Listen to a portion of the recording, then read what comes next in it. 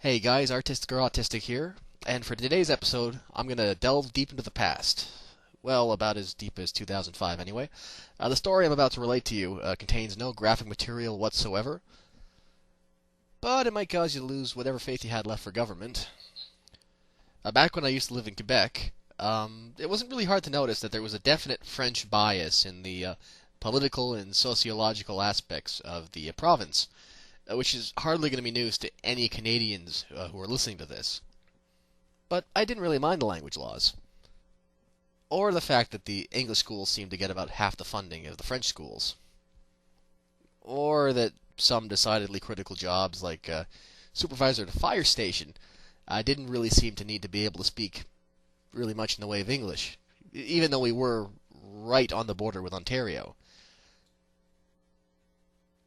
Or that certain jobs, such as dentist, couldn't even be practiced in Quebec unless you spoke an adequate amount of French, even if all of your clients were either Anglophone or didn't really give a damn what language you spoke.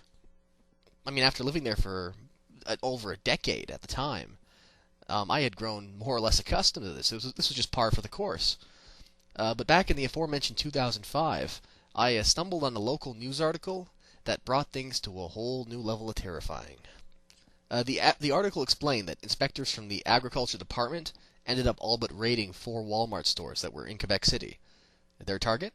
72 plastic tubs of margarine. And all because it, by which I mean the margarine, was yellow. Now, I'm not talking gone bad and moldy yellow. I'm just talking regular yellow. The sort of yellow that, I'm willing to bet, a whole lot of you thought was the only color margarine came in. But no, in Quebec, margarine sold came in the exciting shade of white. And that was all it came in. That's right, ladies and gentlemen.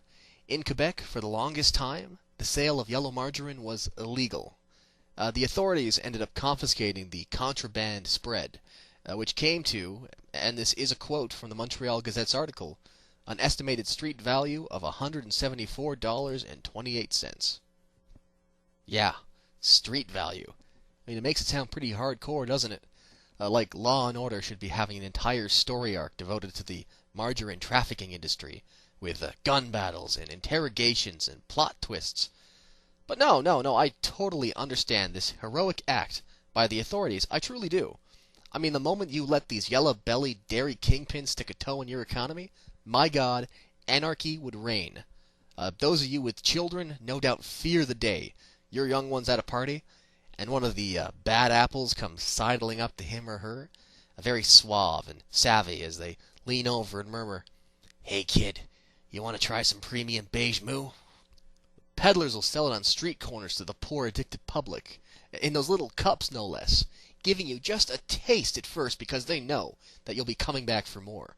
Soon the entire fabric of our society will crumble, inexorably dismantled by the greed, the hunger for this most terrible of treats. All attempts to stop this menace will be halted by the powerful margarine lobbyists who will buy government so that their reign of terror may continue unabated. I mean, just think of the children, for God's sake. Surely the Agriculture Department was doing just that when they confiscated this illicit contraband. Well, okay, maybe not exactly thinking about the children. This was technically thinking more about preserving Quebec's dairy dominance over, well, everyone else. I got to admit, the whole thing just strikes me as a little silly, because you just know that they were more than happily exporting their dairy products to other provinces, right? I mean, what happens if everybody decides to start closing their borders to imports? Not just dairy, but any kind at all.